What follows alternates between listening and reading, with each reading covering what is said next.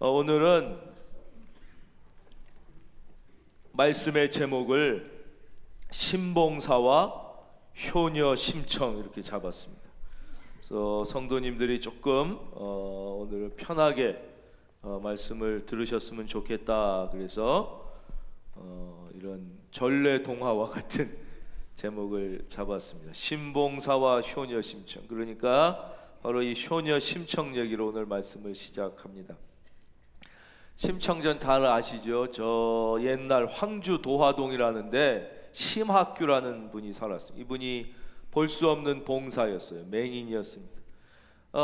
딸을 하나 낳았는데 아내는 죽고 딸이 심청이 하나를 낳아서 혼자 고생을 하며 키우게 됩니다. 동장엿을 먹으며 키웠는데 이 딸이 너무나 천사 같은 마음을 가진 효녀 중의 효녀로 잘 자라나는 정말 효녀 심청이 됩니다.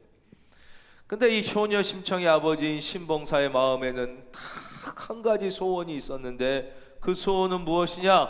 앞을 보는 것이 소원이었다 이거예요. 그렇지 않겠습니까? 내가 아픔만 볼 수 있다면, 내가 볼 수만 있다면 이 사람의 유일한 소원이었어요. 그래서 늘 심청을 보면 이 애비가 살아선 뭐하냐? 앞도 못 보는데 살아선 뭐하냐? 내가 하루만 볼 수 있어도 좋을 텐데 늘 그랬어요.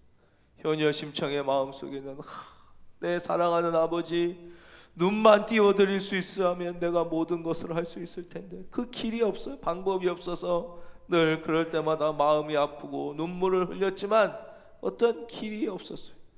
그러던 어느 날 이 심학규 신봉사가 밖에 나갔다가 한 스님을 만나게 되는 거예요. 그 스님이 무슨 얘기를 했냐? 놀라운 얘기를 한 거예요. 당신이 공양미 300석, 어마어마한 이 돈이겠죠. 300석을 부처님께 공양하면 그 눈을 뜰 수 있다. 그런 거예요. 이분이 너무 거기에 그렇구나. 300석 내가 그 300석을 바치겠어. 그랬더니 스님이 안 된다고, 그게 보통 돈이 아닌데 당신 약속만 하고 못 지키면 큰 벌을 받는다고. 아니라고, 내가 볼 수 있다면 무슨 일을 못 하겠냐고 다 그렇게 얘기해. 속은 거예요, 속은 거. 하지만 너무 앞을 보고 싶으니 그 마음이 이해가 가지 않습니까? 그 다음 집에 와서 이 사람이 걱정이 가득해, 근심이 가득하니까 효녀가 물었어요. 아버지 왜 그렇게 요새 더 근심이 많으셔요? 야, 내가 큰 실수를 했다. 뭔데요? 부처님한테 공양미 300석만 바치면 눈을 뜬다고 그래서 내가 그만 덜컥 약속을 해버렸다. 300석만 있으면 눈을 뜰 텐데 이제 그 약속을 못 지키게 생겼으니 우리 집에 큰 일이 생길 테니 어떡하냐 그랬어요. 그 효녀 심청이 얼마나 착하니까 아버지 눈을 띄워드리고 싶은 마음에 자기도 혹 넘어갈 수밖에 없는 거예요. 착하니까. 그래가지고 아버지 눈만 뜰 수 있다면 왜 300석을 못 구하겠어요? 우리 다 아는 얘기잖아요. 그래가지고 300석을 구하려고 하다가 보는데 거기에 소문이 들렸어요. 큰 무역선이, 지금으로 치면 게 무역선이에요. 이제 무역을 해서 큰 이윤을 남기려고 가는데 그러기 위해선 큰 바다를 건너가. 그 바다에는 큰 건너갈 때마다 태풍이에요. 용이 막 오고 이무기 때문에 태풍이 불어서 다 빠져 죽는데 아주 마음이 착하고 죄를 짓지 않은 착한 소녀를 곡물로 바치면, 인신공양이 바치면 이 용과 이무기가 그걸 꿀꺽 잡아먹고 용서해줘서 배를 침몰시키지 않는다. 그래가지고 뱃사람들이 이 대신 인당수라는 깊은 바다에 빠져 죽을 여자 소녀를 찾고 있었던 거예요. 그래가지고 이 심청이가 아니 아버지 눈만 뜰 수 있다면 나 하나 죽는 것이 뭐 어떻겠나? 난 아버지의 눈을 뜨기 위하여 죽어주고 싶다. 이런 천사 같은 마음을 가지고 우리가 잘 아는 대로 공양미 300석에 팔려가는 거예요.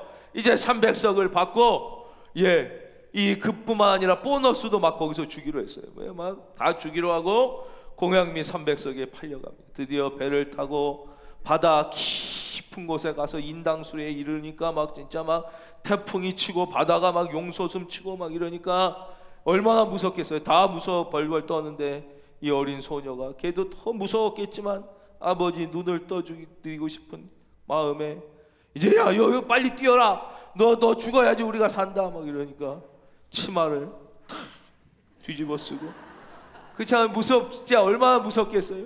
아버지, 소녀는 갑니다. 아버지, 눈을 떠 행복하게 사시옵소서. 풍덩 탁 들어가요. 그래가지고 죽어요. 이게 매우 중요한 장면입니다. 이 심청이가 아버지 눈 뜨게 해주려고 300석에 팔려가서 죽었는데 신봉사가 눈을 떴냐 하는 거예요. 눈은 못 뜨는 거예요.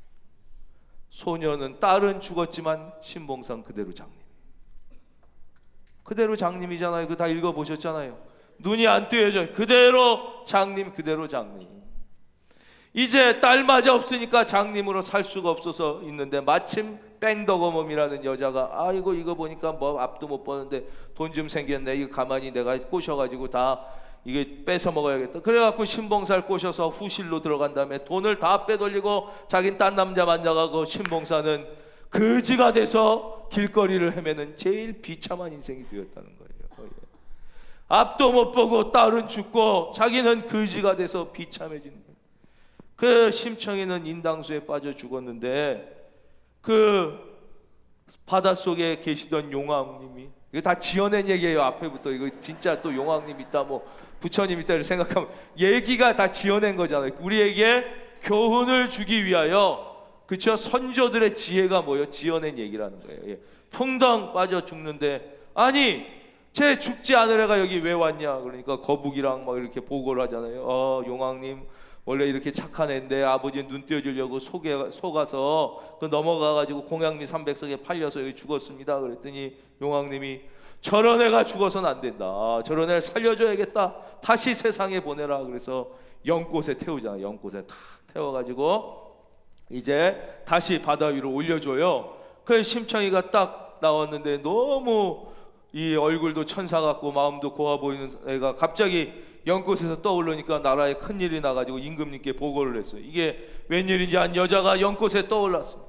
마침 그때 임금님이 미혼이었다는 거 아니에요. 그래가지고 야, 이게 웬일이냐, 만나보자. 그래가지고 그냥 첫눈에 반해서 사랑을 하게 돼서 결혼을 해서 이 심청이는 왕비가 된 거예요. 왕비가 돼가지고 이 사는데, 근데도 이 왕인 신랑이 그렇게 잘해주는데 얼굴에 늘 근심이 있었어. 왜 이렇게 근심이 있냐?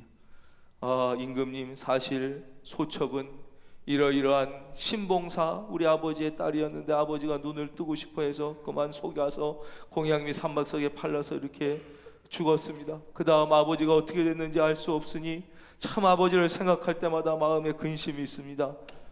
그렇다면 내가 가만히 있지 않겠어. 그래서 전국 공곡 방방곡곡에 방을 붙여서, 지금 치면 막 뉴스 SNS 내는 거예요.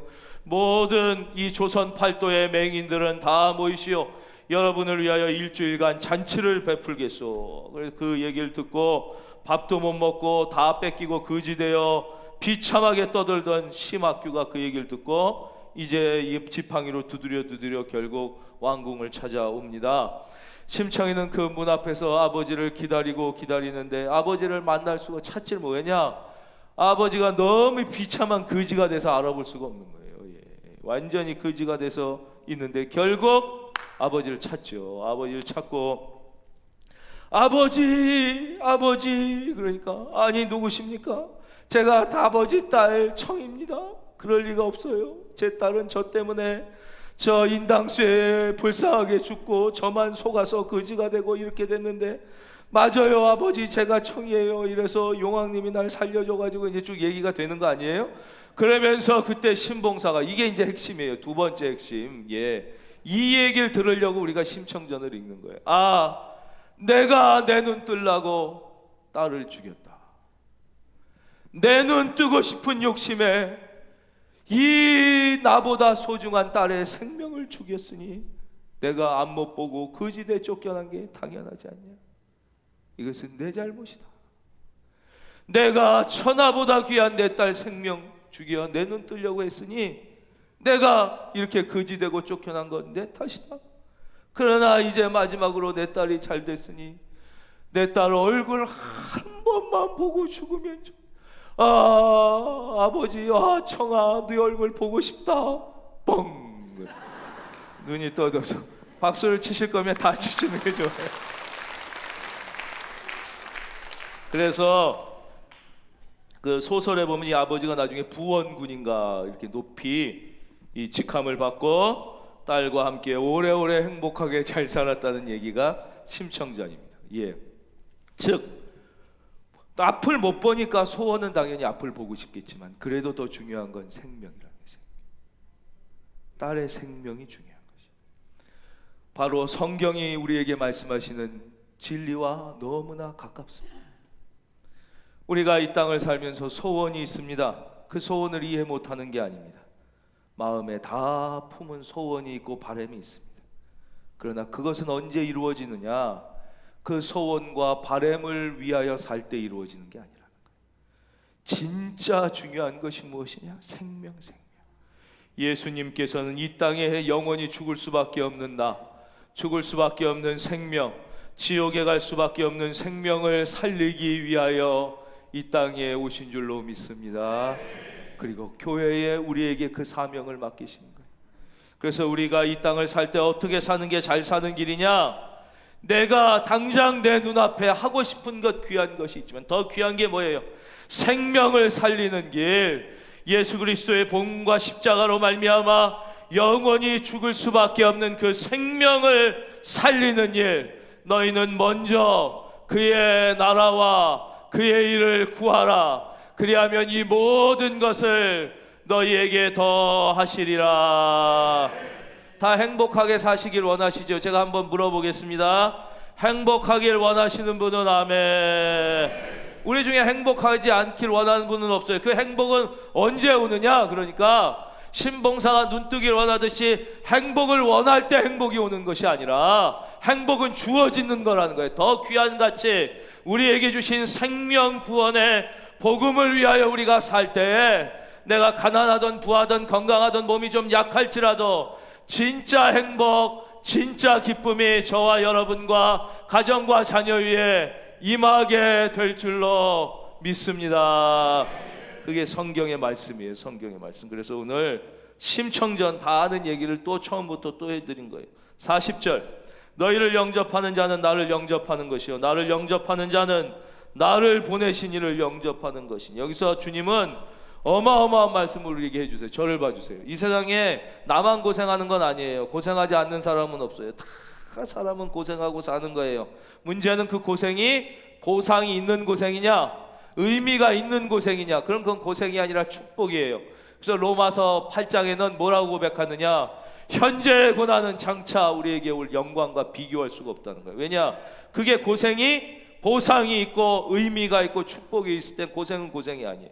근데 고생이 의미가 없어, 고생이 아무 보상이 없을 때 그 고생은 진짜 비참한 것인데, 바로 주님을 위하여 사는 사람들, 그치요? 주의 제자로 사는 사람들. 40절, 너희 나를 위하여, 주님을 위하여 십자가를 증거하는 너희를 영접하는 자는 나를, 바로 예수님을 영접하는 것과 동격이에요.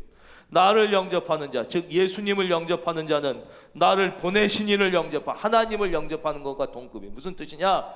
우리가 십자가와 예수님을 위하여 살 때 우리가 이 세상에서 사는 모든 고생과 고난이 얼마나 큰 보상이 있고 의미가 있냐? 하나님께서 우리를 예수님과 같이, 예수님처럼 우리를 영접하면 예수님을 영접하는, 나를 영접하는 자를 나를 보내시니, 상상도 못, 우리를 하나님과 같은 대우로 우리를 축복해 주시겠다는 이 말씀을 믿으시기를 주의 이름으로 축원합니다. 그 말씀이에요. 예. 이 말씀은 아주 본질적인 믿음의, 교회의, 그리스도인의 삶의 두 가지 본질적인 가르침을 주시는데, 첫째 뭐냐? 교회의 사명, 그리스도인의 사명은 뭐냐? 파송을 해야 되는, 여기서 너희 예수 그리스도를 위하여 파송되는. 그래서 교회는 반드시 파송할, 선교사를 파송하고 전도자를 파송하고, 이번에 청년 대각성 집회를 위하여 수많은 우리 복음의 일꾼들이 파송되고, 여러분들도 뭐예요? 오늘 주일날 여기 와서 예배 드리시고는 끝이 아니잖아요.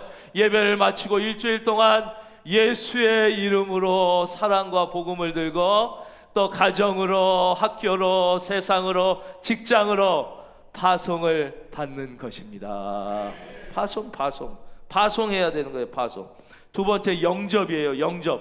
우리는 또 영접하는 거예요. 늘 주님을 다시 예배를 통하여 영접하고, 또 이 주님의 이름에 일을 하는 주의 종들, 선교사님들, 우리의 동역자들, 이번에도 얼마나 많은 분들이 그 청년 대각성 집회를 위하여 울고 기도하고 애쓰고 초청하고 또 와서 기뻐하고, 많이 초청해 아무도 안 와서 눈물 흘리고, 이분들을 우리가 영접하는 거예요. 칭찬하고 격려하고, 우리가 비록 같이 못했지만 우리가 잘한다고 축복하고 함께. 우리 교회는 이걸 아주 잘해요. 여러분, 영접을 잘하면 우리가 비록 못했어도 똑같은 은혜 주시겠다고. 할렐루야. 너희를 영접하는 자는 나를. 그래서 교회의 사명, 그리스도의 사명은 뭐냐? 파송하고 영접하는 거예요. 영접하는 거예요. 영접. 그 구체적인 예가 창세기에 보면 12장 1절에서 3절에 나와요. 하나님께서 아브라함을 파송하면서 뭐라고 그러세요? 그 갈대아 우르에 있는 아브라함, 너는 이제 나를 위하여 살아야 한다. 거길 떠나서 가나안으로 가라. 내가 내게 보여줄 땅, 너는 본토 친척 아비집을 떠나 내가 내게 보여줄 땅으로 가라. 그리고 뭘 약속해 주세요? 내가 너에게 어떤 복을 주고 특권을 주느냐면, 너를 저주하는 자는 내가 저주하고 너를 축복하는 자는 내가 축복하리. 천하 만국 모든 백성이 너로 말미암아 복을 받을 것이다. 그쵸? 이게 뭐예요? 파송된 아브라함을 영접하고 잘 대접해주면 복을 받는다. 복을 받는다. 우리가 주의 일을 위하여 파송하고 파송받아야 될 뿐만 아니라, 주님의 일을, 복음을, 십자가를 위하여 일하는 분을 격려하고 칭찬하고, 우리가 선교사님들을 위하여 함께 기도할 때 저와 여러분, 우리 교회 위에 하나님의 이런 위로와 축복이 임할 줄을 믿습니다. 41절, 선지자의 이름으로 선지자를 영접하는 자는 선지자의 상을 받을 것이요. 선지자는 정말 귀한 분들이에요. 하나님의 말씀으로 견책하고 또 징계하고 권면하고. 우리는 정말 우러러보지 우리는 이런 일을 할 수 없어요. 그러나 우리가 선지자를 영접하면, 우리가 선지자가 아니라도 선지자에게 주시는 상을 우리가 받을 수 있다. 그 구약에 또 이 실제적인 예가 있죠.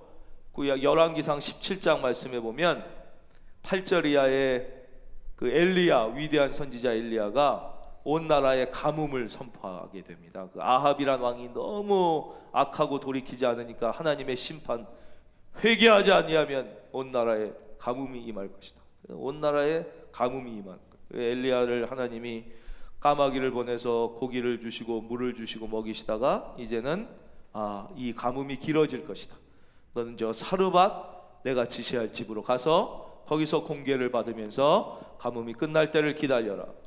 하나님 말씀이니까 순종해서 갔어요. 사르밧이라는 동네로 갔어요.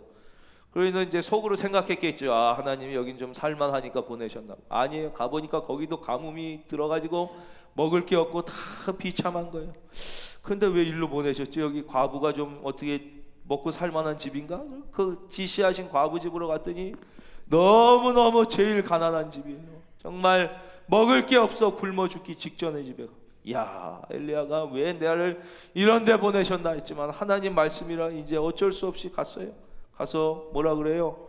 나에게 밥을 한 그릇 주시오. 그래서 밥 한 끼니 갖고 오시오. 그랬더니 과부가 기가 막혀 하잖아요. 선지자님, 우리 집에는 밥이 없습니다. 이제 마지막 밥 한 그릇 지을 쌀 요만큼. 그때 이제 밀가루로 거긴 떡을 해 먹었으니까 밀가루 요만큼. 마지막 요거 할 기름 요 한 방울이 다인데, 나 사실 아들이랑 이거 먹고 둘이 이제 죽으려고 하고 있었습니다. 근데 뭐 어떡합니까? 그랬더니 선지자를 통하여 하나님이 처음 주신 말씀이 바로 이거예요. 두려워하지 말라 그랬어요. 두려워하지 말고 가서. 우리 이거는 한번 우리 스스로의 마음에 한번 다 해보겠습니다. 지금 어떤 걱정과 두려움이 있는 분도 주님이 우리에게 늘 하시는 말씀이에요. 따라하겠습니다. 두려워하지 말아라. 이 첫째 말씀이에요. 그리고는 뭐라 그래요? 가서 일단 그걸로 밥을 해가지고 나를 줘라. 나를 줘라. 진짜 낯짝도 두꺼워도 그럴 수가 없는 거예요. 나를 줘라. 나를. 내가 먹고 난 다음에, 그 다음에 하나님이 복을 주셔서 걱정 없이 살 테니 일단 나를 줘라. 그래, 참 그런 말을 어떻게 할 수 있을까요? 근데 이 사르밧 과부가 그 말씀에 순종하여 밥을 진 거예요. 그리고는 마지막 이제 한 끼도 못 먹고 굶어 죽겠네 하고 선지자에게 줘요. 그 선지자가 그걸 혼자서 다 먹었는데 그 다음에 무슨 기적이 일어납니까? 그 집에 밀가루통에 밀가루가 마르지 아니하고 기름통에 기름이 마르지 아니하여 가뭄이 끝나고 회복될 때까지 하나님의 은혜가 그 가정에 임하였더라. 안 믿어지시죠? 그 말씀을 믿는 사람들이 유대인들이에요. 그렇죠? 세계에서 제일 천재가 많고 제일 부자가 많고 제일 노벨상 수상자가 많은 사람들이 믿는 거예요. 예. 안 믿어지는 말씀을 믿을 때에 하나님의 놀라운 기적 같은 은혜도 우리에게 임할 줄로 믿습니다. 그 다음, 의인의 이름으로 의인을 영접하는 자는 의인의 상을 받을 것이요. 하나님은 의인을 아주 귀히 여기시고 의인의 가치가 얼마나 큰가, 의인의 가치가 얼마나 큰가. 큰 은혜 의인상을 만들고 싶어요. 정말 큰 은혜 의인상을 만들어. 전에 우리 낙성대 의인 이런 분을 저희가 만났어요. 또 다른 의인 할 때마다. 근데 LG가 의인상을 만들어가지고 먼저 열심히 잘하고 있는데 하나님이 아주 기뻐하시는 일이라고요. 의인의 가치가 얼마나 큰가. 예레미야서를 한번, 성경이 있는 분은 다 찾겠습니다. 예레미야 구약성경 5장 1절. 성경이 있으신 분들은 찾으시면 은혜가 배가 됩니다. 예레미야는 구약성경 이사야서 다음에 있고요. 예레미야 5장은 1056페이지에 있습니다. 예레미야 5장 1056페이지 혹은 1057페이지에 걸쳐 있는 딱 1절 한 절만 찾을 거예요. 예레미야 5장 1절. 예레미야 5장 1절. 하나님의 말씀을 잘 찾으셨으면 찾으신 분들 읽겠습니다. 시작.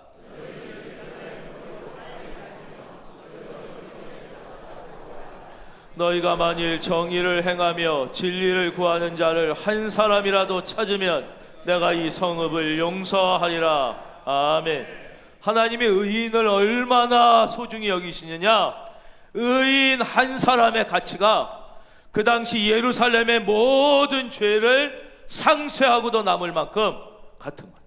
이 예루살렘의 모든 죄가 이쪽저쪽에 있어도 의인 한 사람만 있으면 멸하지 않을 정도 어마어마한 가치가 있즉 우리 큰은혜 교회에 하나님이 인정하시는 의인 한 사람만 있어도 서울의 모든 죄에서 하나님께서 그 죄를 용서하실 만큼, 할렐루야, 그 정도 의인이에요. 그 우리 중에 그런 의인일 수 있는 사람이 누가 있겠습니까? 우리 중에. 근데 바로 의인의 이름으로 의인을 영접하면, 우리가 비록 그렇게 의롭게 살지 못하지만 진짜 의롭고 훌륭한 사람을 좀 시기 좀 그만하고 질투 그만하고 욕하는 거 그만하고 인정하고 영접하고 격려하고 높여드리면 우리에게도 그런 은혜를 주셔서, 여러분, 우리가 예수 믿고 죄를 용서받아 구원받았지만 그럼에도 불구하고 우리의 끊임없는 죄악 때문에 가정에 흐르는 저주, 가문에 흐르는 비극이 있지 않습니까? 이 모든 가정의 저주와 가문의 비극으로부터 자유함을 얻게 되시기를 주의 이름으로 축원합니다. 바로 그 축복, 그 상쇄함의 은혜를 하나님이 주시겠다는 거예요. 의인의 이름으로 의인을 영접하는 자는 의인의 상을 받을 것이요, 또 누구든지 제자의 이름으로 이 작은 자 중 하나에게 냉수 한 그릇이라도 주는 자는 내가 진실로, 강조법이죠. 성경 말씀 읽으실 때 예수님이 진실로, 이거 엄청 강조하시는 거예요. 너희에게 이르노니 그 사람이 결단코, 얼마나 이 말씀을 주님이 우리에게 들려주시고 싶었으면 이중 강조, 예수님처럼 점잖으신 분이 이런 표현을 쓴다는 걸 봐야 돼요. 진실로 결단코, 이게 너무 중요해요. 그러니까 41절의 두 예는 이 42절을 강조하시기 위하여 주님이 들어주신 예예요. 42절 이제 해석하겠습니다. 누구든지, 누구라도 관계없다는 거예요. 누구라도.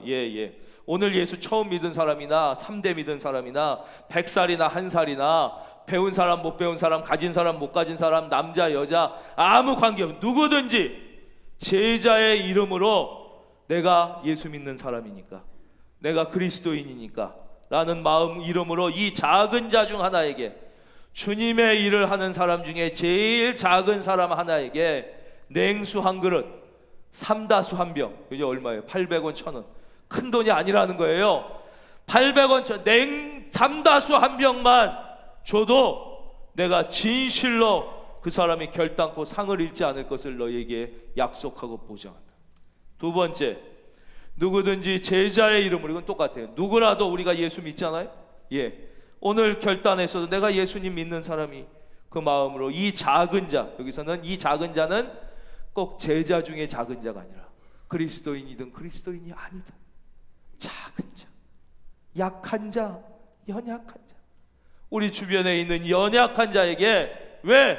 내가 아까워, 나 먹고 살기도 힘들어, 나도 더 잘 먹고 잘 살고 싶지만 내가 예수 믿는 사람이니까, 내가 구원받은 은혜를 누렸으니까 내가 이것을 나눠야겠다. 그래서 물 한 잔이라도 주는 자는 내가 진실로 너희에게 이르노니 그 사람이 결단코 상을 잃지 아니하리라. 이 말씀을 받으시기를 주의 이름으로 축원합니다.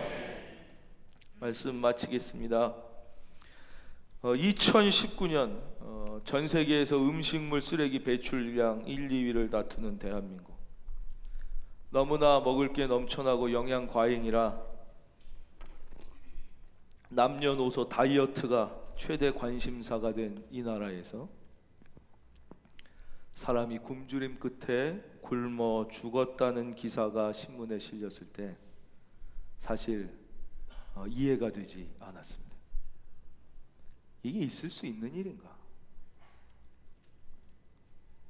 그러나 2019년 7월 31일 발견된 40대 초반의 엄마와 5살 무렵의 아가는 수십 일을 굶은 채 굶어 죽어 있었습니다.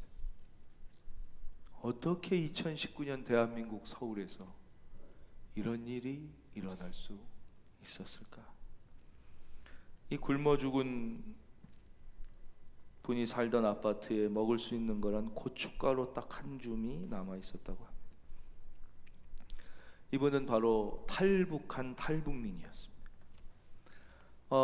저는 작은 경험이지만 탈북민 분들을 좀 돕고 이 선교한 경험 때문에 중국에서도 또 우리나라에서도 탈북민들을 만나고 이야기하고 상담한 경험이 있어서 탈북의 과정이 얼마나 어렵고 두려운 과정인가, 그 과정이 얼마나 생명을 걸어야 되고 얼마나 비극을 겪고 공포와 고난을 겪고 나오는 이 어려운 과정인가를 조금 알고 있습니다. 이 1차 중국으로 탈북한 분들도 중국에서 다시 공안하게 잡혀가지고 감옥에 가거나 이 북한으로 다시 압송돼서 평생을 지옥처럼 사는 일이 많기 때문에 얼마나 이게 두렵고 고통스러운 일인지 모릅니다. 근데 그 어려운 과정을 거쳐서 우리나라에 들어온 분이 굶어 죽었다는 거죠. 이분은 10년 전 탈북을 해서 이제 우리나라 들어와서 처음에는 잘 살아보려는 의욕에 가득 차 제빵 자격증, 운전면허증, 취업도 하고 열심히 살았습니다. 그런데 탈북하는 과정에서 어쩔 수 없이 결혼한 이 중국 국적의 조선족 남편이 아주 이 여자를 때리고 상습 폭행을 하는 나쁜 사람을 만났어요. 아가를 가지고 임신 중에도 막 때리고 그랬다는 거예요. 그 아이는 태어났지만 심한 뇌전증, 간질 같은 거를 앓을 수밖에 없어요. 그래서 결국 이 사람하고 이혼해서 혼자 애를 키울 수밖에 없었기 때문에 이 변변한 직업을 가질 수가 없었어요. 매달 10만 원 주는 아동 수당이 있나 봐요. 그거 외에는 다른 소득이 별로 없고, 우리가 이렇게 어려운 분들에게 도움을 주는 주민센터를 찾아가도 당신도 젊고 남편도 보면 있고 젊고, 그러니까 이혼했다는 걸 증명을 해야 되는데 이 먹고 살기 어려운데 중국에 가서 그거를 띄워올 길이 없는 거예요. 다시 가서. 그러니까 남편도 있고 젊은 사람이 이게 돈을 정부에서는 더 이상 줄 수가 없다 그런 거예요. 그래서 도움을 받지 못해서 우울증을 앓게 되고, 뭐 성격도 되게 내성적이었던 것 같아요. 이웃과의 교류도 전혀 없고 휴대폰이 끊겼고 모든 외부와 차단된 채 그렇게 어린애와 함께 굶어 죽었습니다. 부모 형제 하나 없는 이곳에서 아픈 아이 데리고 굶어 죽기까지 느꼈을 그 분의 절망과 한, 그리고 두려움. 아무도 없는 세상에 혼자 버려진 그 뼛속 깊이 사무치는 아픔. 언론은 이 여자의 죽음이 누구의 책임이냐고 얘기합니다. 수많은 책임이 있게, 물론 제일 큰 책임은 저 북한에 있는 저 인간과 그 악한 정권이 제일 크겠죠. 또 우리의 책임이 얼마나 많겠습니까? 그러나 제일 큰 책임은 그녀의 집에서 성경책이 나왔다는 것입니다. 물론 이분이 교회 다니는 분은 아니었습니다. 이분이 북한에서 탈출한 분은 하나원에서 몇 주, 10주인가 이렇게 교육을 받을 때 성경을 선물로 받나 봐요. 그러니까 교회라는 존재를 알았을 텐데 왜 이분이 마지막에 굶어 죽기 전에 교회에 와서 도움을 받을 생각을 못했을까? 왜 이 땅의 교회, 우리 큰은혜 교회가 이 세상의 가장 마지막 절망의 끝에 있는 사람들에게 최후의 보루가 돼주지 못했을까? 제가 이 기사를 읽으면서 가슴을 쳤던 이유입니다. 왜 우리 큰은혜 교회가 있는데, 왜 이 땅에 이 많은 교회들이 있는데 예수님을 믿든 안 믿든 간에 이 세상의 가장 끝에 떨어진 사람에게 최후의 보루로 왜 이 땅의 교회는 역할을 하지 못하는 것일까? 였습니다. 우리는 이번에 하나님이 주시는 이 어마어마한 은혜, 우리는 이미 신봉사의 기적을 누리며 보고 있고요, 우리는 안진뱅이가 일어선 기적을 날마다 누리며 걷고 있고, 우리는 또 굶지 않고 살아가는 이 어마어마한 기적을 누리며 사는 우리의 이 감사를 이번에는 온전히 우리가 우리 교회 주변에 이 어려운 탈북민들과 고난 중에 있는 분들을 위해서, 그리고 평생 사역하다 중국과 인도에서 추방되어 갈 곳이 없는 선교사님들을 위하여 우리 교회가 작고 연약하지만 그들에게 최후의 보루가 되어주기를 원합니다. 여러분, 이 귀한 하나님의 거룩한 명령, 또 누구든지 제자의 이름으로 이 작은 자 중 하나에게 냉수 한 그릇이라도 주는 자는 내가 진실로 너희에게 이르노니 그 사람이 결단코 상을 잃지 아니하리라. 여러분, 이번 한 주 주님의 위로가 함께 하시고 하나님의 큰 상을 받는 귀한 한 주가 다 되시기를 예수님의 이름으로 축원드립니다.